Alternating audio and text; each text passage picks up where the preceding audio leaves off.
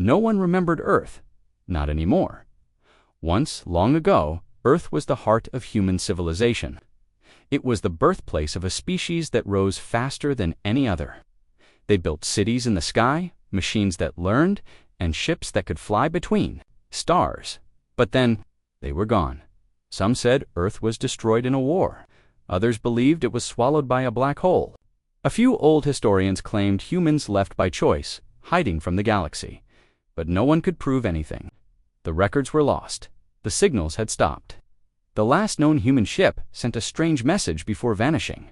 We are not gone. We are waiting. That was 500 years ago, galactic year 9275. Outer Edge, Karak Empire, scout ship. Volax Captain Horax of the Karak Empire sat in his command chair. His ship floated in deep space, just beyond a faded star system. "This is the Sol system," said his science officer. "Records show it once belonged to humans. Earth used to be here." "Used to be," Horax growled. "What's there now?" The crew scanned the system. Planets were still in place, but Earth ... was silent. No lights, no signals, no satellites, just a cold, dead sphere covered in clouds. No activity. "For centuries," said the scanner officer, "but gravity, atmosphere, and magnetic field still active. It's strange." Captain Horax narrowed his eyes. "Land a drone. Let's see what's down there." Drone footage, Earth surfacey drone, flew over empty cities. Massive towers stood untouched. Roads were cracked, but showed no signs of war. Nature had taken over trees growing through steel, rivers flowing through old streets, but everything felt wrong. The cities looked like they had been left yesterday. No dust, no decay, no corpses, just ... silence. Then the drone's camera flickered. Static lines appeared. The screen turned black. "Connection lost," said the officer. "Captain." Horax leaned forward. "Send another." Within minutes, the second drone was gone too. Same result. Signal lost. Nothing returned. Then ... The bridge lights flickered. "EMP blast?" asked the engineer. "No," said the science officer, voice shaking. "Something scanned us." The ship's computer began to speak, but no one had activated it. "Unauthorized presence detected. Observation level, yellow. Return to safe distance." Everyone froze. "Who said that?" Horax barked. No answer. Only silence. Then, every screen on the ship displayed the same phrase: "Earth is not dead. Leave." Captain Horax stood up. "Full engines. Get us out of here now." But the ship didn't move. Gravity systems shut down. Oxygen levels dropped, one by one. Crew members gasped and collapsed. Only Horax remained. He stared at the main screen, eyes wide in horror. The last thing he saw was a glowing blue symbol. Mark once feared across the galaxy, the symbol of Earth. Galactic Council report. 3 months later, probe recovered the black box from the VUC. No crew survived. The final log played for the Council. "We found Earth. It's there. Waiting, watching. We should not have come." The room fell silent. Then an old alien ambassador stood. "I told you, the humans never died. They just vanished." Another alien scoffed. "Even if they are alive, what could they do now? We control half the galaxy." The ambassador shook his head. "You don't understand. Humans don't just survive. They become something more." Elsewhere, the moon's hidden core far beneath the surface of Earth's moon. Machines began to move. A massive vault opened with a deep mechanical sound. Dust flew into the air after centuries of silence. Inside, row after row of warships powered on. One ship, larger than the rest, glowed with a blue pulse. Its name lit up on the hull. HS Eternitas AI came online. Stasis complete. Awakening protocol active. Scanning galaxy. Threats detected. Earth status secure. Humanity dormant. Protocol 7 unlocked. The ship's engines roared silently in the vacuum of space. The galaxy had forgotten Earth, but Earth had not forgotten the galaxy. The news spread quickly. A Karak Empire ship had vanished in the solar system. The Council didn't believe it at first. They thought it was a system malfunction. Maybe pirates, maybe black hole interference. But then a second scout ship went in. It never came back. Now The galaxy was beginning to whisper again. About Earth. Galactic year 9276 Exerlon, Union War. Cruiser Vasker, Captain Revax, stood on the bridge of the Vasker, a massive warship known for destroying pirate fleets in a single battle. He had been chosen by the Exorlan Union to investigate the solar system. They say Earth used to be a powerful human world, his second officer said. You believe that, sir? Revax laughed. Powerful. That was 500 years ago. They're ghosts now. Old machines and stories. We'll search, scan, and leave. No one lives in tombs. But even as he laughed, deep inside, something felt wrong. Approaching Earth, the ship entered the edge of the solar system. All systems were stable. Earth came into view. It looked ... calm. Blue oceans, green lands, white clouds. But something was off. The planet was too perfect. No pollution, no damage, no signs of war or natural disasters. Sir, the science officer said, no orbiting satellites, no defense grid. But the surface temperature is controlled, as if someone is maintaining it. Scan for life, Revax ordered. The scan began then, froze. Error, the screen said. All our scans are being blocked, said the officer.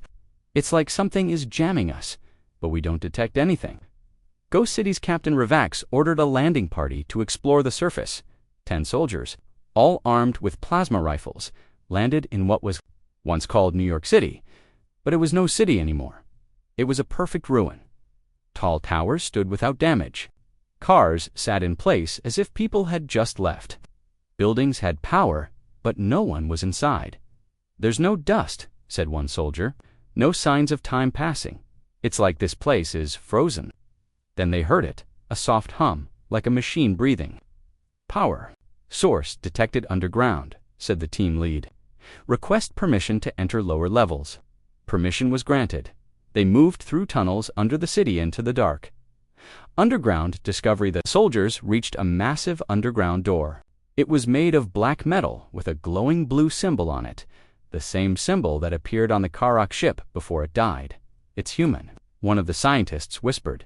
The door opened by itself. Inside was a single room. In the middle stood a human machine, tall, armored, glowing dot, not a robot, a guardian. Its eyes lit up. Warning, unauthorized entry, state purpose. The soldiers raised their guns. We come in peace. But the machine didn't move. It only said peace was offered. Peace was broken. Leave or be judged. Suddenly, all lights went red. Retreat, the team leader shouted, but the door slammed shut. The signal was lost. Aboard the Vasker, Captain Revax watched as the com screen went black. No signal from ground team. Bring them back, he shouted. I can't, said the officer. Something's jamming us. And now, sir, something is rising from Earth's surface. Everyone turned to the window. A massive object was lifting off from the planet. Looked like a ship, but it moved with unnatural speed. Identify it, Revax ordered. The computer screen displayed its name. HS Eternity, the first warning. The Eternity stopped in front of the Vaska. No weapons fired, just one message appeared. On every screen, this is a warning. Leave the dead, still guard this world. Revax panicked. Prepare weapons. Sir, they've disabled our targeting systems. Then run? Engines roared, but it was too late. The Eternity didn't fire lasers. It sent a shockwave, a silent blast of energy. The Vasker shut down completely. All lights off, all systems. Dead. The Eternity turned and returned to Earth. Without saying another word, Council emergency meeting back on the Galactic Council station. The ambassadors were now afraid. 2 empires had lost contact with ships. The recordings from the Vasker were broadcast across the stars. Some refused to believe it. Some wanted war, but a few remembered old stories of the old Earth fleet ships that fought ancient beings, weapons powered by black stars, a race that could think faster than light, and a command that was feared by all. Activate Protocol 7. Deep within Saturn's rings, hidden beneath Saturn's icy rings, another vault opened. Inside, smaller ship scouts, fighters, drones, they began to wake one by one. They activated and flew toward Earth like birds returning to their nest. A quiet signal spread through the solar system. Earth secure, Guardian awake, defense grid online. The galaxy thought Earth was a grave, but now the ghosts were moving, and they weren't dead. The galaxy was shaken. Two powerful empires had sent ships to Earth, and both had lost everything. The Karak scout ship disappeared without a trace. The Exerlan warship had been shut down by a single silence and power. Now the galaxy wanted answers, but Earth wasn't giving any. Earth was only waking up, Mars orbit, abandoned human base on the cold red planet. Something moved beneath the dust. A small satellite buried under Martian soil blinked green for the first time in 500 years. Signal received. Protocol 7 confirmed. Activating Vault Network. A deep rumble shook the surface. Old rock split open, revealing a massive elevator shaft that reached deep into the planet. It was not a mine, it was a gate. The vault below hundreds of kilometers beneath Mars was a secret. A vault filled with ships, weapons, and machines built in Earth's final age. Massive halls filled with dark, sleeping warships. Some were small like fighter jets, others were the size of moons. At the center stood the core AI, a machine mind older than any current civilization. Its eyes lit up. Earth detected threat. Human extinction, false. Galactic presence, hostile. Activating war protocol. Dozens of ships powered on. Blue lights glowed along the sides of their hulls. Each ship had a names lost to time, HS Vengeance. HS Horizon Breaker, HS Echo Storm. The ships spoke to each other through lightspeed bursts. Status, online orders. Return to Earth, prepare for deployment. The vault opened. Mars released its children into space-Earth orbit. Return of the fleet, Captain Revax. Still alive aboard the broken Vasker, floated in darkness. He had no power, no control, no escape, but his ship's window gave him a view. Coming home. 20 warships in perfect formation flew past him.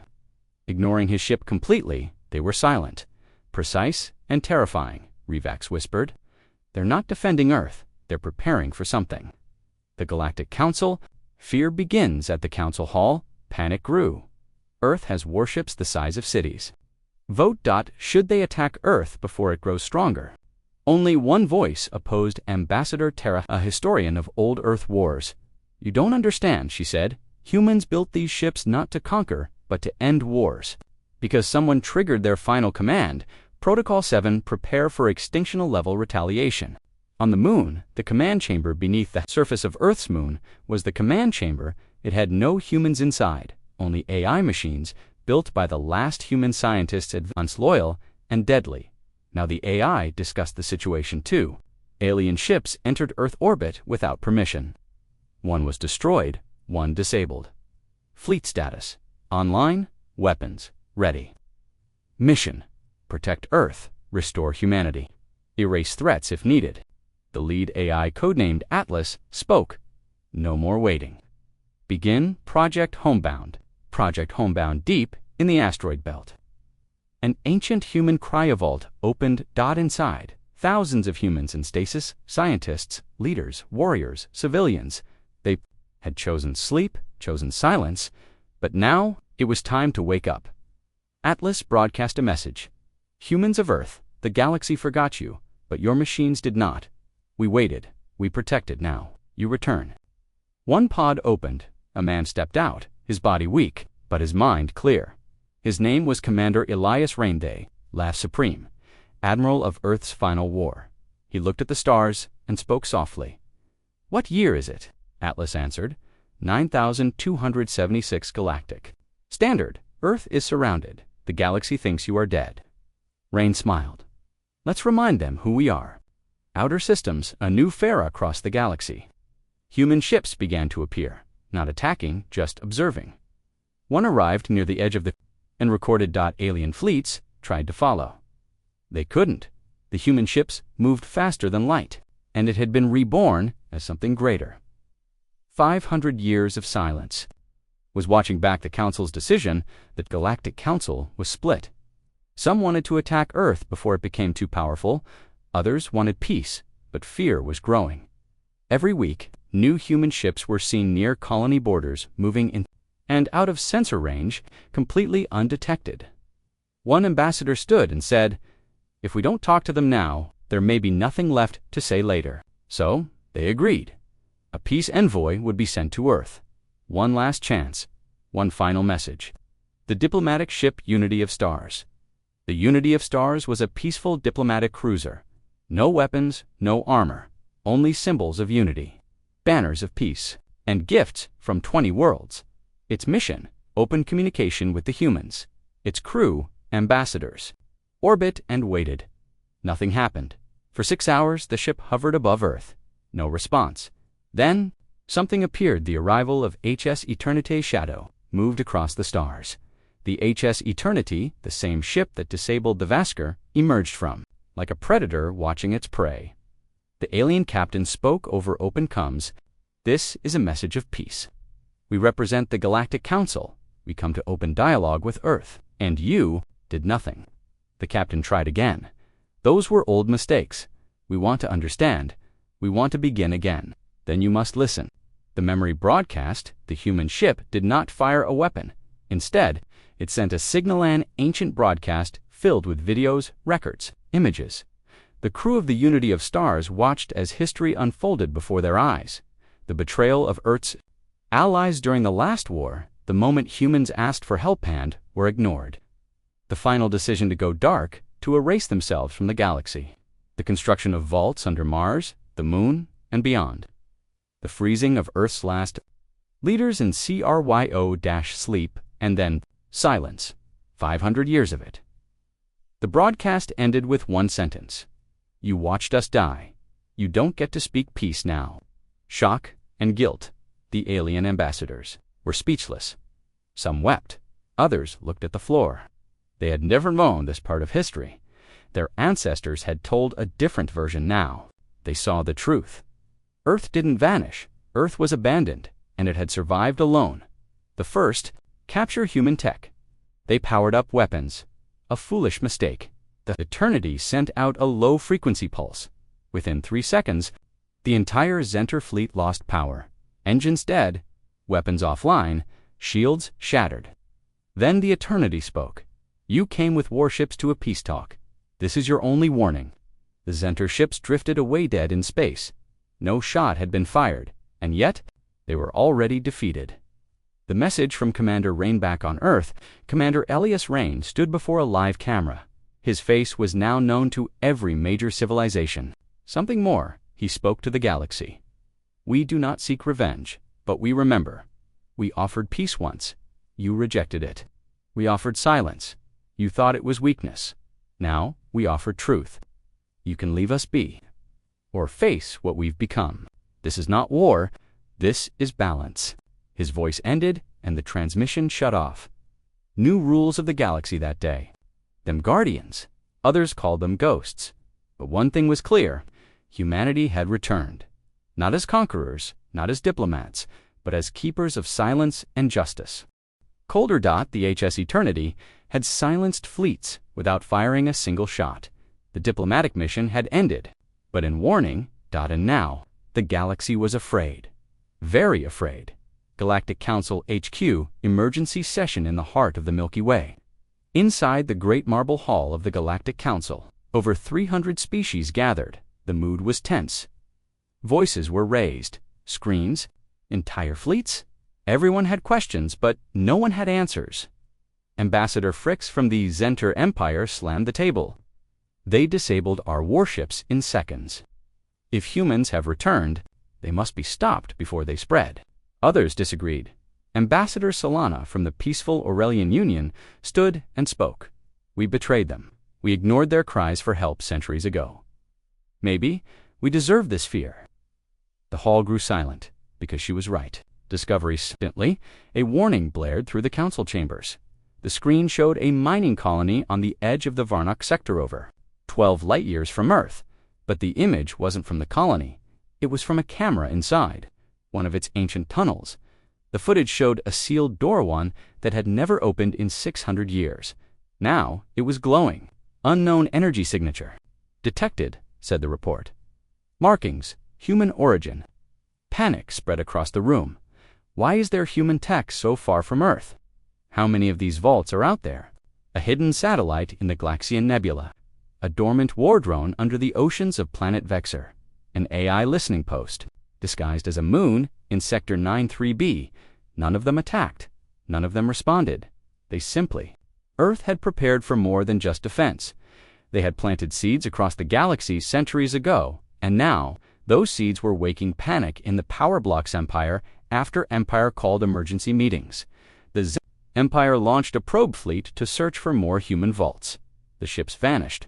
The Karak Empire tried hacking a human satellite. It sent back one word, observed. Across hundreds of worlds, citizens protested. They demanded protection. They demanded answers. Leaders promised security, but inside, they were terrified, because no shield could stop something you didn't understand, and no weapon could stop something that had already been waiting for 500 years. A secret group of powerful alien warlords gathered. They were known as the Silent Circle. For centuries, they had ruled from the shadows, controlling politics, trade, and war. Now, they've already infected our systems with observation AI. What if they're not just defending? Whispered. A third, what if they're preparing to take back the galaxy? Circle launched 3 stealth fleets, each targeted a different human vault in deep space. They expected no resistance. They were wrong. The broken message before disappearing. They knew we were coming. The third fleet never even left its dock, because the moment they powered up, their entire station shut down. A message appeared on every screen, just one word: enough. The Council's last hope. The Galactic Council had one option left. They contacted Earth again, but this time, they didn't send ambassadors. They sent a child, a young telepath from the peaceful realm of Yellow, innocent, unarmed, and honest. We were afraid of you because you were strong, but maybe you are strong because you were afraid once too. The human reply: she was allowed to land. She was not harmed. Instead, she was met by humans, real ones, not eyes, not drones. Commander Rain himself welcomed her. He smiled kindly and said, "It took 500 years for someone to say those words. We do not want war, but we will never be weak again." She returned to the Council with a message. Earth does not hate us, but it will never bow again. They are not ghosts. They are guardians, hidden in deep space. Was something even more dangerous, something no one knew existed, a hidden colony, a human world untouched by war. Humanity was training. Not for peace, not for exploration, but for vengeance. Planet. Name ARKOS-9 location. Classified. Planet looked ordinary, just another rocky world orbiting a red sun. But underground, deep below the surface, was a massive human colony, built 400 years ago by Earth's last space fleet before the Great Silence. Arcus 9 was the final escape plan, a backup world, a secret fortress. Here, tens of thousands of humans had lived in silence. Far from alien eyes, children were born, families grew, but everything on Arcus 9 was different. There were no movies, no games, no distractions, just one mission. Remember Earth, prepare for return. Training the next generation in the halls of the Arcos Academy. Children as young as 6 trained in simulation rooms. They studied alien languages, war history, and ancient betrayals. By 10, they were flying starfighter simulators. By 15, they were veterans of Earth's last wars, frozen long ago, reawakened to train the future. A young cadet named Mira Kale stood in front of a class of new recruits. Her voice was calm, her eyes sharp. The galaxy thinks we died. That Earth fell, but we are the storm they forgot. We are the answer to their silence.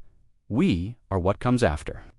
The code of Arcos. Every child on Arcos 9 was taught the code: never forget Earth, never. Trust the stars, never fire first, but always finish the fight. This wasn't just a colony, it was a sleeping army, an army waiting for the call. And now, loud siren echoed through the halls. All classes stopped. Every screen across the colony displayed the same message. Protocol 9, initiate return. Commander Rain's face appeared. Arcos 9, your time. Now it's your turn. It's time to come home.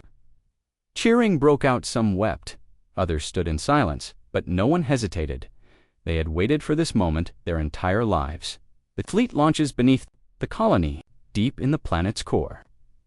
Hangars roared to life. Hundreds of sleek black ships powered up, engines lit with blue fire. The Phantom Fleet, as they were called, had never been seen by the outside galaxy. Now they rose from the underground tunnels. Like shadows from the deep, one by one, they jumped into hyperspace. Destination Earth. But their mission wasn't just defense, it was something else, something darker. The new directive inside Mira Kale's command ship, her team received a classified message. The words chilled them. Locate all known traitor species. Observe their leadership. Identify weak points. Do not engage unless provoked.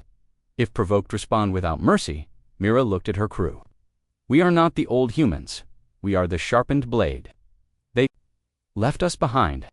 Now we return to remind them why that was a mistake.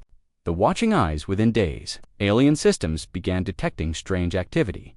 Ships moving just outside sensor range. Data leaks in secure networks. Encrypted signals bouncing through. Dozens of systems, but no source could be found. It was like the shadows were alive. The galaxy had feared Earth's ships. Now it began to fear what it couldn't even see, and one name began to spread across black markets and secret channels. The Arcos army. Fear across the stars in the Zenter Empire. A general canceled a planned invasion after learning of an Arcos fleet spotted near their borders. In the Karak sector, a weapons factory shut down after receiving a single silent transmission. Remember what you did. No one claimed responsibility. No one knew who sent the messages, but everyone understood.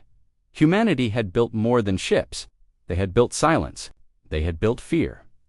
Back on Earth, the reunion begins. The Arcos fleet arrived in Earth orbit. One by one, they landed. From their ships, thousands of soldiers stepped out. Not old, not damaged, but young. Disciplined, unshaken. Commander. Rain met. Mira Kale, face to face. You came. We never left, she replied. Together. They looked up at the stars, not with wonder, but with purpose, because this was no longer about survival. It was about balance. They thought humans would forgive. They were wrong. They thought the silence meant peace. They were wrong again. Earth had remembered everything, every betrayal, every broken alliance, every world that turned its back now. The Arcos army and Earth's ancient fleet were ready, and their first target was the Karak Empire, the ones who ignored Earth's final call for help. 500 years ago, the ones who had invaded the solar system twice. They had forgotten what humans were. But now, they would remember Karak Empire Command Station Varnek Prime High. Above the planet Varnek, the Karak Empire's largest military station floated in orbit. Thousands of soldiers, warships, and commanders worked around the clock. Security was tight. Nothing could enter without being scanned. Nothing could leave without clearance. But then, the lights flickered. Only for a second. Just a blink. The engineers noticed nothing. But by then, it was already too late. Silent infiltration in the core of the station. Something had awakened. A human small, invisible, deadly had entered there. Mainframe weeks ago, it moved through their systems like a whisper in the dark, copying files, marking targets, shutting down defenses. Quietly, by the time the Karak realized something was wrong, all doors locked, all power failed, the entire station went dark. Then came the message. For Earth, for silence. For every time you turned your back, then the station exploded from the inside. No escape, no survivors, no evidence. Phase 2, target Zenter High Council. Meanwhile, in the Zenter capital world, the High Council met in their sky tower. They were planning another military expansion. They didn't know that 5 human operatives had been living among them for months disguised, patient, watching. When the time came, it wasn't chaos, it was precision. Each council member was eliminated silently. Without a single alarm, the only trace left was a small silver coin left on each body, a human symbol. The Earth crest, galactic reaction. Fear turns to chaos news spread like wildfire. A Kara command station gone. Zenter leadership assassinated. No battles, no wars, just silence and death. The galaxy panicked. Armies prepared for invasion. Borders were shut, all ships scanned. But nothing worked, because the humans were not using fleets, they were using fear. They were using memory and the galaxy. Realized humanity didn't return for diplomacy. They returned to balance the scales. Alien broadcast, plea for mercy. The New Zenter leadership sent a broadcast across the stars. It showed their ambassador, shaking, begging to the humans watching. "We are sorry we didn't know the truth. Please, stop. We surrender. Tell us what you want." The response came not in words, but an image, a photo of Earth from 500 years ago. Burning, silent, alone. Below the photo, one line appeared. "Now you understand." Internal human discussion. Commander Rain debates back on Earth. Inside the Moon's command center, a heated debate was happening. Some wanted to continue the campaign, others wanted to stop. Commander Rain stood at the center. He looked tired, strong, but burdened. "We were abandoned, but now we are feared. We have the power. But if we become like them, what was the point of surviving?" Mirakel replied, "Fear is the only language they understand. You want peace? Give them a reason to protect it." The room fell silent. Both were right, but the next move had to be careful, because now the galaxy was listening and afraid. Operation Phantom Eclipse to send one final warning. Humanity launched one last mission. Operation Phantom Eclipse. A full blackout of an entire alien colony without touching a single soul. Within minutes of arrival, the human stealth team disabled power grids, communications, satellites, planet-wide AI systems. For 12 hours, the planet was plunged into complete silence. No lights, no contact, no explanation. Then, just as fast as it began, the systems returned. The humans were gone, and all that remained was a single broadcast left on every screen. This is how it feels to be forgotten. The galaxy's shift after Phantom Eclipse. The galaxy understood one truth. Humans weren't playing a war game. They were setting the rules. Trade routes were adjusted, borders moved away from Earth, spies were withdrawn, old enemies erased Earth. From their target lists, even pirate factions declared neutrality. No one wanted to provoke the forgotten race that had returned, because humans didn't conquer with numbers. They conquered with precision, with memory, with calculated silence. It had been 1 year since Earth returned. In just 12 months, the balance of the galaxy had changed forever.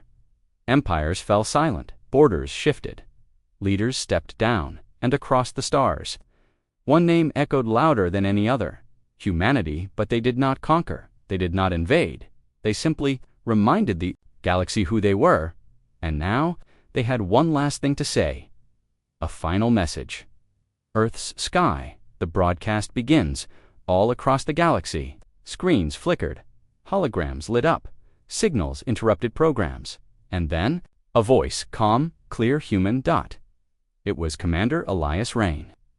Standing before a silver flag marked with Earth's crest, he looked into the camera, not with anger, not with pride, but with truth. This message is for all species, all empires, and all those who still look toward Earth with questions. The final message: we were betrayed. We called for help. No one came, so we vanished.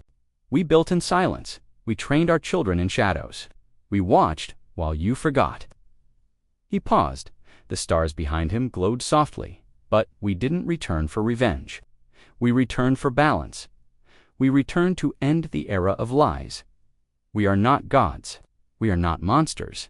We are human, and we remember. Across the galaxy, reaction begins on the trade world of Xantor merchants, lowered their flags in respect. In the halls of the Xantor Empire, new leaders signed non-aggression treaties with Earth. On pirate ships, even criminals muted their radios to listen. Every species watched. Every empire paused. Because this wasn't just a message, it was a turning point. The oath of the forgotten behind Commander Rain. A group of human stood soldiers from Arcos-9, officers from Earth's moon, base pilots from the Phantom Fleet. Together, they raised their hands and spoke in one voice. We are the forgotten. We are the Watchers. We are the ones who survived. We will never forget, and we will never be forgotten again. One rule for the future commander: the age of memory begins. You are free to grow, to travel, to live. But no, there is one rule for all the stars to follow now. He raised his hand, and behind him a glowing map of the galaxy appeared, with one region marked in deep blue, Earth's domain. You do not enter our home without permission. You do not harm the weak again, and you do not forget Earth. Hope not worth, and his voice softened. We offer peace, real peace, not made of fear but respect. A peace that stands not on power but on memory. Because we have seen what happens when silence is forced, and now we choose to speak. The Legacy Fleet to prove their purpose. Earth launched the Legacy Fleet, a group of human ships, not for war, but for aid. One ship brought medicine to a dying world. Another carried engineers to rebuild war-torn colonies. A third offered education to species that were once ignored. But these ships were not unguarded. Above them flew a new class of warship, the Guardian class. They never fired, but everyone knew what they could do. Aliens began to remember soon. Things began to change. Empires started rewriting history books this time, including Earth. Statues were raised on alien worlds, honoring the fallen humans of the past. Children on distant planets learned about Earth's silence and what it meant. The galaxy didn't just fear humanity now. It began to respect them, and more importantly, it began to remember them. The star called Hope years later. A small station was built at the edge of Earth's system. Not a military base, not a prison, but a place called the Star of Hope, built by humans and aliens together, where species could come and talk. Not with fear, but with memory. A museum of truth, a monument to silence, a warning, and a promise. The final words in the final part of the broadcast. Commander Rain stood alone. He looked at the stars and said, "To every race who hears this, never let history be buried. Never leave the weak unheard. And never forget those who vanish in silence, because one day they may return. And when they do, may it not be with fire, but with light." He looked into the camera one last time. Remember Earth. That is all we ask.